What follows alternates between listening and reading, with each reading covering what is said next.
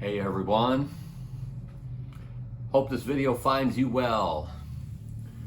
Just wanted to circle back. I'm out on the AT right now in my room on a 0 as there were some storms coming through and I had some pretty bad stomach issues last night that kept me up all night long, so I just decided to take a day off before continuing on, which I'm glad I did. It was a rough night and morning, so it would not have been good on the trail.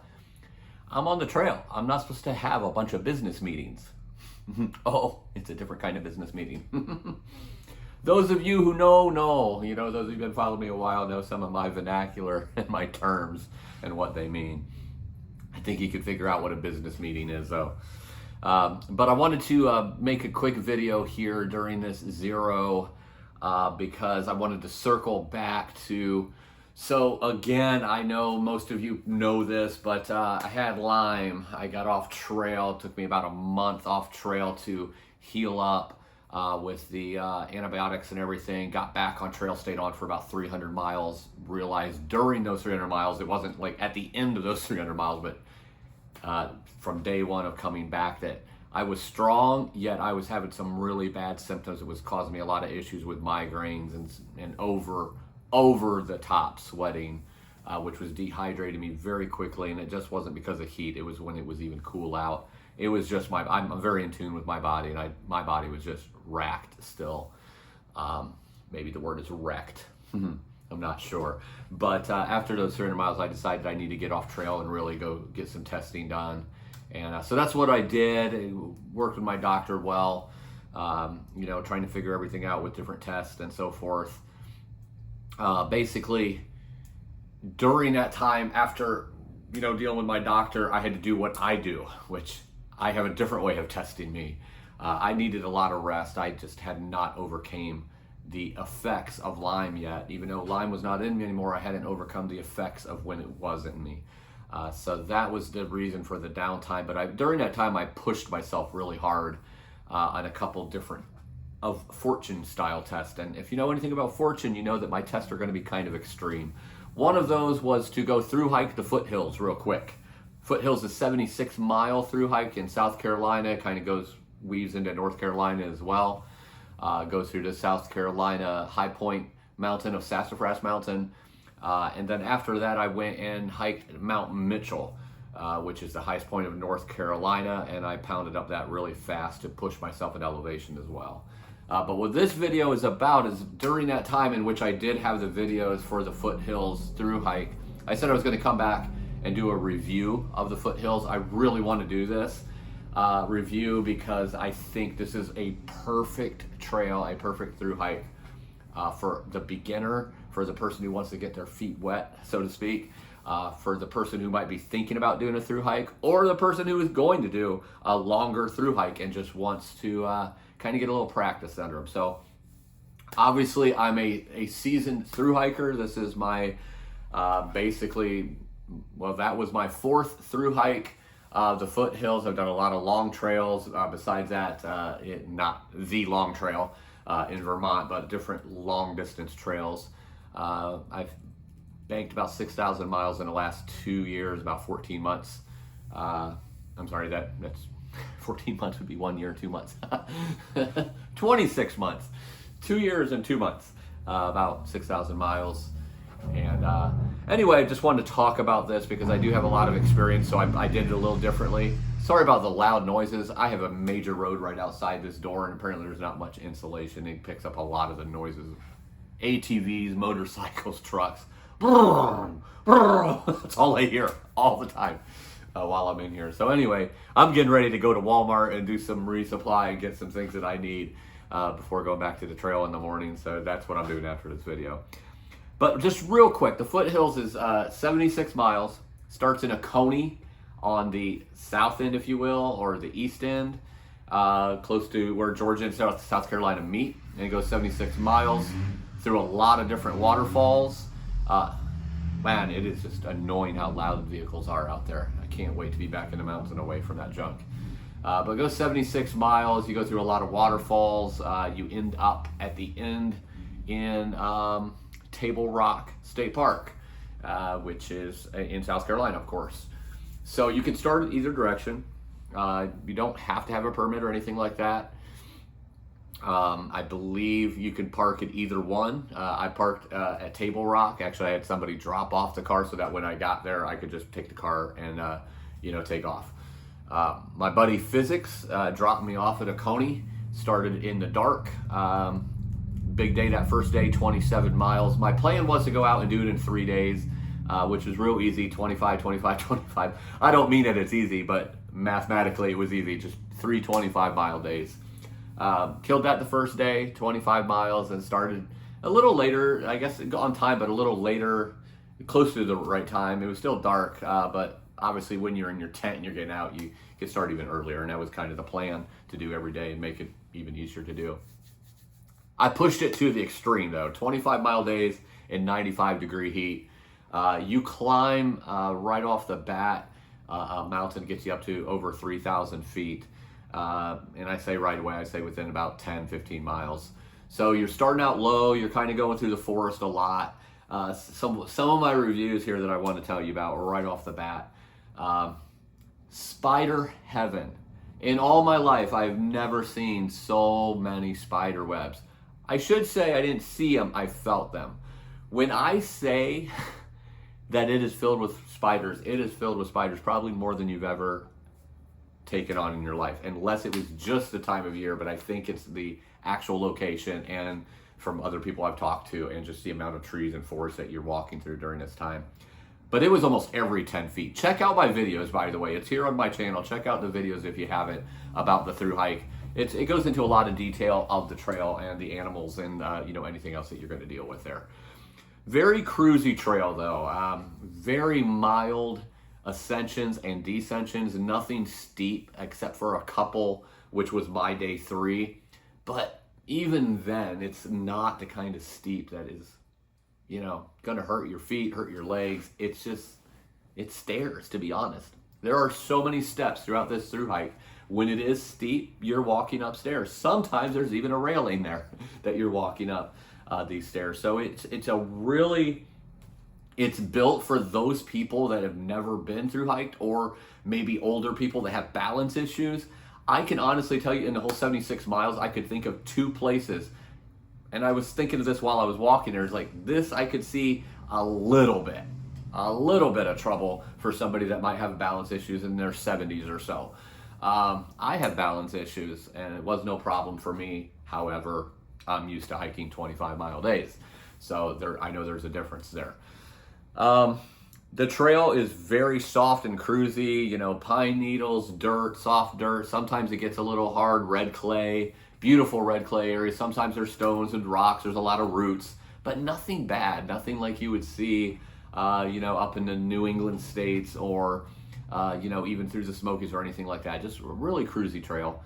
I would go out there and treat this as, especially if it's your first time, do 8, 10-mile days, 12-mile days, whatever you can handle. Don't go out there and doing what I did, try to do it in 3 days. That's ridiculous. That's just what I'm used to. And I was trying to push myself too, to make sure that my body was ready to get back onto the AT. So that's what I was doing it for, but especially 95-degree heat. Plenty of water. You're never gonna have to worry about running in the water. You probably are good if you just do a liter at a time. I always have 2 liters with me. It's a symmetry thing, 1 bottle on each side of the backpack, but it's up to you. The one should be plenty. There's just so much water everywhere. So many beautiful waterfalls, little side trails going to some of the waterfalls. Some of the waterfalls are right on the main trail. Again, however you want to do that. But yeah, day 1 was that. Day 2, it rained horribly that night. It is a lot of rain. I think a couple inches is what it was overnight. They ended up getting in the bottom of my tent. Everything was soaked on day 2. And real quick, before I go on with that, this is considered a temporal or temperate, I forget which way that's said, but a temporal rainforest. So they get a lot of rain, about 100 inches a year. So you're going to have rain probably while you're out there. If you don't, you just got lucky.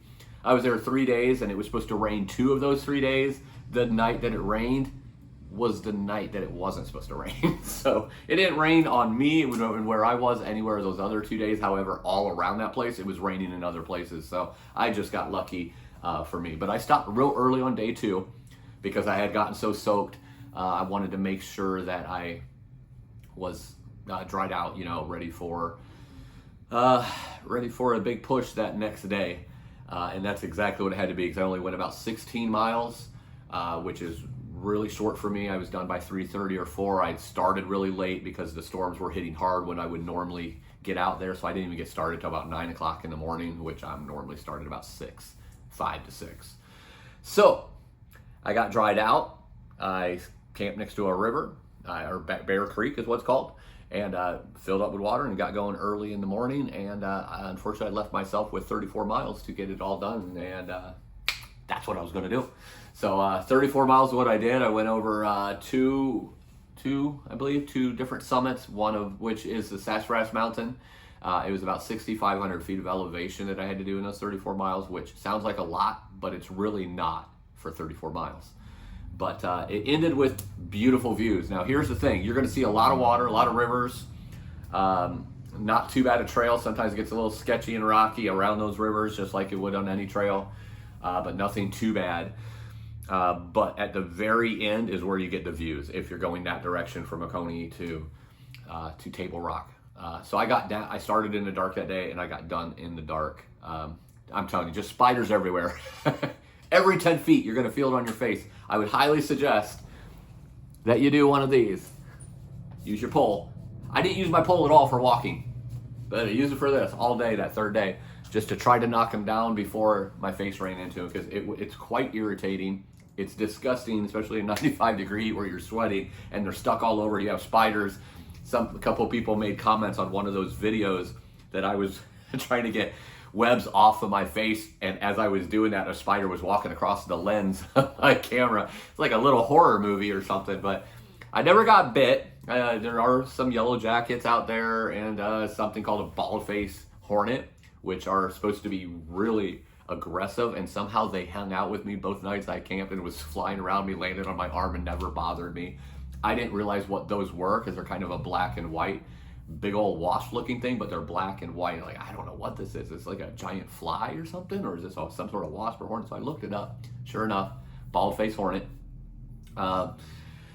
Natural, or the natural wildlife type of things that you're gonna see out there. I seen one bear. I heard 3 or 4 others. Only seen one. They don't bother you at all. At least they didn't bother me. It's just respect wildlife. Always respect wildlife. Don't go trying to chase them to get a picture or whatever. Just let them be. They're going to let you be most of the time. Seen a couple snakes. One weird story is a bird, actually, a hawk or something, picked up a water snake from the water, dropped it right in front of me on the trail. Its head bitten off and everything. It was so weird. Almost like a spiritual connection thing, like the bird was trying to feed me or something. It was weird. I'm not sure exactly what happened there. But went a few feet later and seen another one.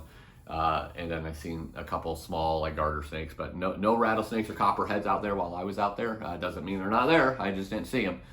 Don't go playing under the rocks at the water. You're probably going to find some moccasins or something out there, but didn't see coyotes. What's really weird is I didn't see any squirrels or chipmunks while I was out there. I thought that was really weird. Didn't hear very many birds either.